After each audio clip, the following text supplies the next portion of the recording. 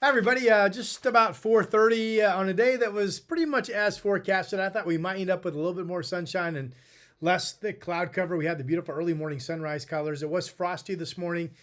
We didn't generally have any fog. And while temperatures were freezing, they weren't as cold as we were 24 hours earlier. It was mostly 28 to about 32 this morning. PDX looks like it's going to put 31 in the record book.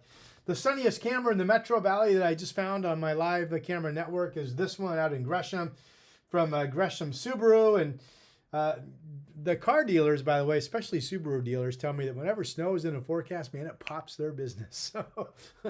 So maybe it's going to be a busy time to get a Subaru the next couple of days. Again, that's out in East County in Gresham, where the winds have been light. The winds have been light throughout the entire area again today. And for the most part, we expect light winds tomorrow. Satellite pictures just going to verify that tomorrow is going to be either just like today or, and I like the odds of this, we'll end up breaking the clouds a little bit more and getting a little bit more sunshine. But here's what's going on. This low has been dropping south all day. See the trough offshore, throwing clouds our way, but this weather system is weakening and dropping away from us. So that's why I think we have a decent chance to maybe a little bit more sunshine, a little bit less in terms of solid cloudiness tomorrow. We'll stay dry Saturday. I still have the next chance of rain coming in Sunday afternoon, and that's not a guarantee. It is a guarantee, I think, at this point that we will see rain no later than Monday. Okay. So some freezing temps tonight. Light winds continue tomorrow, back up into the 40s, maybe hitting 50 degrees. Again, pretty much just like today. Today we were in the upper 40s. Let's talk about the cold weather, shall we? Brand new maps. This is Wednesday, February 22nd. So when I talked to you last night, it looked to me like the timing that I trusted was the front coming in Tuesday overnight. Now it looks like that front's going to come in more like noon Tuesday. Some models even have it coming in sooner. So this is Wednesday of next week. This will be with the cold air in place.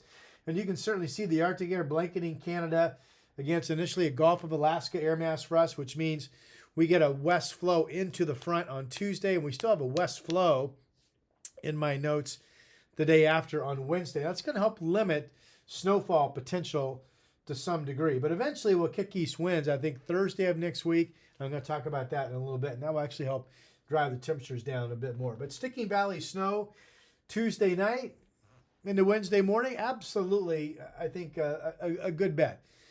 At this point, the moisture fields do not support a snowstorm. So I think we're talking about sticking snow, if that makes sense. Okay. So cold air next week, likely snow. Highs near freezing. So the front comes in Tuesday. Tuesday night is when the snow levels really dive. I think when you wake up Wednesday morning, everything out there will be snow. And there will be precipitation around. And I like the odds of a good bit of the valley waking up to at least something on the ground, be it a dusting, be it an inch, be it 2 inches, something like that Wednesday morning. I do include downtown Portland and sea level as a possibility. This isn't a slam dunk because the flow will still be westerly, but this batch of air on paper is a good 5 degrees colder than what we had Monday night, Tuesday, and maybe even colder than that. So, but again, with the westerly flow, sometimes you get fooled and it doesn't quite get cold down at sea level. But still, Wednesday morning, Tuesday overnight, Wednesday morning, we'll see what we have. By Thursday, we get the east wind developing. I mentioned that a moment ago, and that will just take any precipitation into sheer flurries. And the bigger story would be simply the cold. Then Friday's dry and cold with east winds as well. So what are we talking about up on the mountain? Well, Tuesday through Thursday, I like a pretty good snowfall. 18 to 30 inches through this period with heavy snow, certainly Tuesday night and Wednesday morning. So that's up around Mount Hood Pass level. And then on the coast range, 6 to 12 inches, certainly a foot expected over the higher passes of Highway 6 and Highway 26. Wind chill advisory likely Thursday and Friday up on Mount Hood. This is when the east winds will be blowing. Last time we had something similar to this, we saw wind chill factors between 0 and 15 below on the mountain, and a wind chill advisory was issued. I expect that type of cold again up there Thursday and Friday in the Cascades as the east winds start to kick. And there certainly will be a wind chill factor for us too. I think Thursday during the day, it'll feel more like it's only in the teens to about 20 degrees at most here in Portland. So this is another story that has a bit of snow as a possibility, but maybe the bigger story is going to turn out to be the cold again, okay?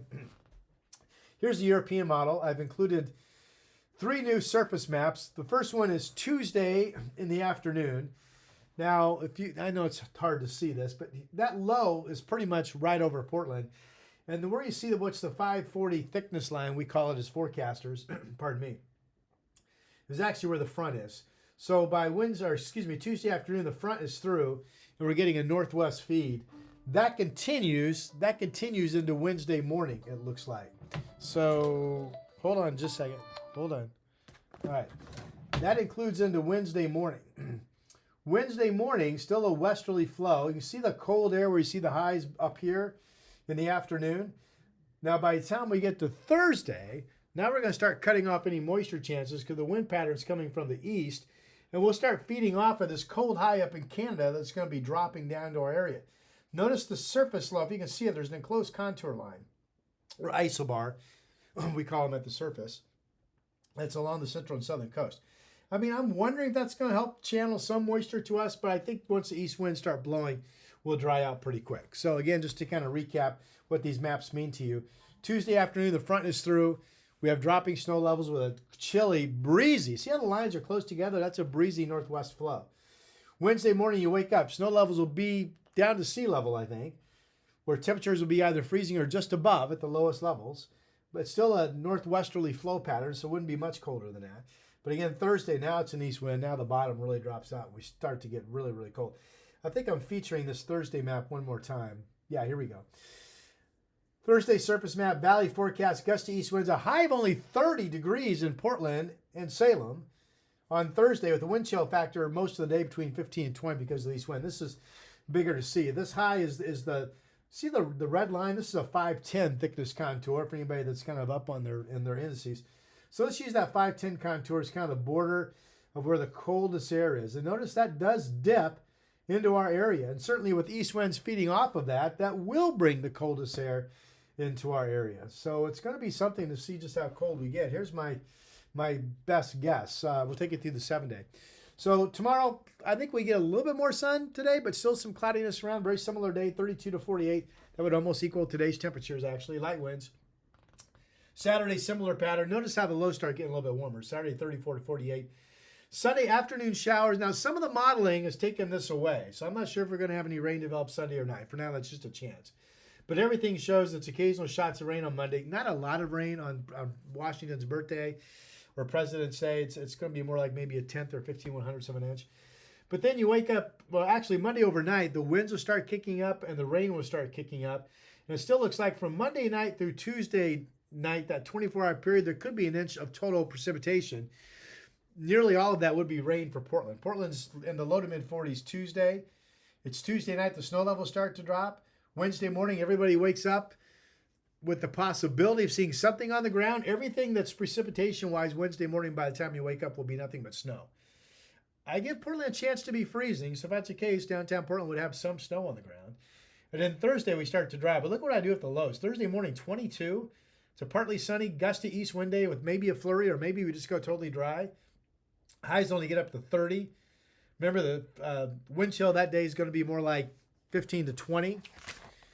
And then on Friday morning, I've got us at 20. I think Friday is another day that will be dry with gusty east winds of next week. That may not get above freezing. And then after that, the models are back and forth on whether or not we would have a chance of moisture into that first part of the weekend or we stay dry. But for right now, that is your update.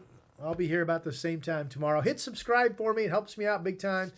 Tell your friends about it as we track what certainly looks to be a cold stretch.